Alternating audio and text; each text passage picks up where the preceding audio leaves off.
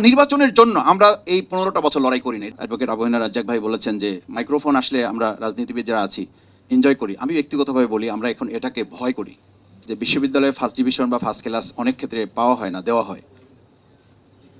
আমাদের এখন এলাকাগুলোতে আমরা যারা ছোটোখাটো কাজ করি আমাদেরকে বলা হয় এমপি হইতে পারবেন না, এমপি বানানো হবে। দিস ইজ ফেসিবাদী স্টেট। আমাকে বলা হয় ইলেকশন ওয়ার্ক করতেছেন, কাজ হবে না, ইলেকশন ইঞ্জিনিয়ারিং এ মাথা ঢুকান।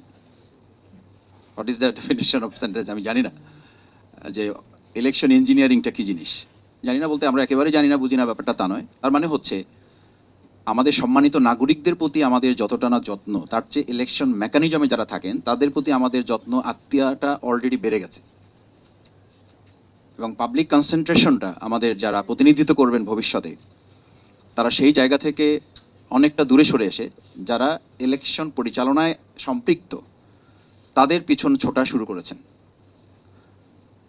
ফেসিবাদী রাষ্ট্র ব্যবস্থার আরেকটা চরিত্র হচ্ছে নির্বাচন নিয়ে যে তাড়াহুড়া দেখেন, এটা শুধু যে ক্ষমতা পাওয়া তা না। আমি অনেকের সাথে এলাকায় কথা বলে দেখেছি, বলছে মাসুদ ভাই টায়ার্ড হয়ে গেছে, আর কতদিন এভাবে করা যায় না। অভিনয় তো করার একটা মানে আপনি যখন সিজনাল ওয়ার্ক করেন, ন্যাচারাল ওয়ার্ক করেন, তখন তো আপনার স্ট্রেস লাগে না। কিন্তু আপনি যখন অভিনয় করেন তখন দ্রুত কিন্তু হিরো বা হিরোইন যারা থাকে ওখান থেকে বেরিয়ে আসতে চায় যে ভাই সেট কখন শেষ হবে। কারণ সেট শেষ না হলে তো আমার ন্যাচারটাতে আমি ফিরে যেতে পারছি না। আমি তো এরকম না, আমি যা করতেছি এটা তো আমার আসল ক্যারেক্টার না, আমাকে দেখে ফিরে যেতে হবে। মাসুদ ভাই ঘুমাতে পারি না, রেস্ট নিতে পারি না, পরিবারকে সময় দিতে পারি না। তা আমি বললাম তারপরে 5 বছর, বলছে তারপরে 5 বছর তো এইটার আমার অত হেডেক থাকবে না।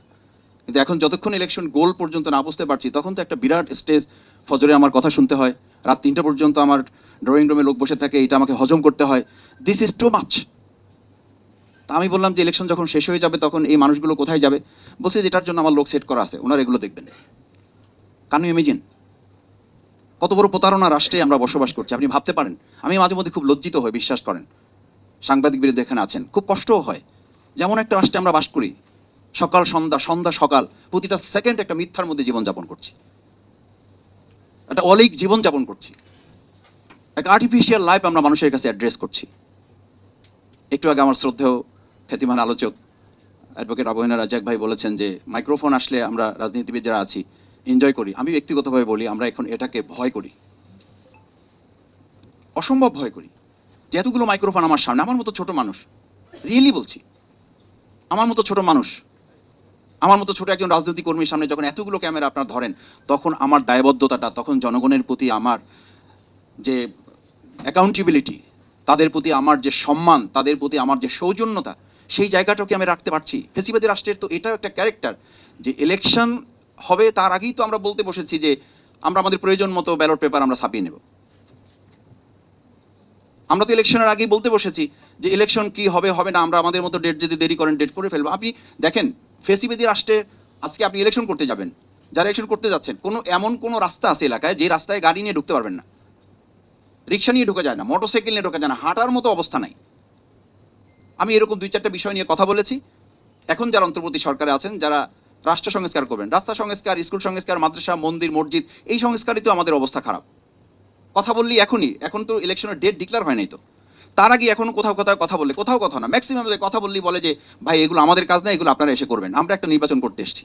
আমি খুব অবাক হই যে 2024-এর 5ই আগস্ট, জুলাই আগস্টের গণ অভ্যুত্থানে এতগুলো মানুষের জীবনের মধ্য দিয়ে কি সত্যি, আমি একজন রাজনীতির সাধারণ কর্মী হিসেবে বলছি, এবং আমাকে বাংলাদেশ জামাত ইসলামী একটা এলাকায় কাজ করার জন্য আমাকে নির্দেশ দিয়েছে, সেই হিসাবে বলছি যে একেবারে আপনারা সাক্ষী আছেন, আল্লাহ সাক্ষী আছেন, সামান্যতম কোনো লোভ থেকে নিজেকে ফিরে রেখে বলছি একটা নির্বাচনের জন্য আমরা এই 15টা বছর লড়াই করি নাই, রিয়েলি করি না। আমি একজন ভোটার হিসেবে বলছি, আমি তো 15 বছর ভোট দিতে পারি নাই। এখন এই কথা বললে ভোটের প্রতি আমাদের সম্মান নাই, কথা বললে জনগণের প্রতি আমাদের আস্থা নাই, কথা বললে আমরা নির্বাচনকে বিলম্বিত করতে চাই। আরে ভাই, নির্বাচনকে বিলম্বিত করতে চান, নির্বাচনের পর কি হবে? নির্বাচনের পর তো আপনাকে আমাকে খুঁজেই পাওয়া যাবে না। আমি এসি রুমে ঢুকে আমার দরজা লক। যার কাছে ফজরের পরে দেখা করা যেত, তার সাথে দেখা করার জন্য আমি শফিকুল ইসলাম মাসুদ দুপুর 12টা পর্যন্ত বসে থেকেছি। জিজ্ঞেস করতাম যে ভাই ওনার সাথে তাকে ফজরের পরে দেখা করা যেত মসজিদে। এই জন্য এখন দেখবেন মসজিদে বক্তব্য হচ্ছে, আমাদের বক্তৃতা আসতেছে রাজনীতিবিদদের, যে নির্বাচন পর্যন্ত ফজরের নামাজ মসজিদে পড়তে হবে। What's happening? This is very interesting. আপনি আমাকে ধর্ম ব্যবসায়ী বলেন, আপনি ইসলামপন্থীদের ধর্ম ব্যবসায়ী বলেন, তাহলে আপনি এখন নির্বাচন পর্যন্ত ফজর নামাজ আপনার জন্য ফরজ। নির্বাচন পর্যন্ত ফজরের নামাজ আপনাকে মসজিদ পাহারা দিতে হবে, ওখানে কে কি করে এটা দেখতে হবে। তারপরে কি? তার মানে নির্বাচন হচ্ছে একটা সিলেকশনের মধ্য দিয়ে রাষ্ট্রের মালিকানা গ্রহণের একটা প্রক্রিয়ায় কেউ কেউ আমাদের মাথাটা ঢুকিয়ে জনগণকে ব্যবহার করার মাধ্যম।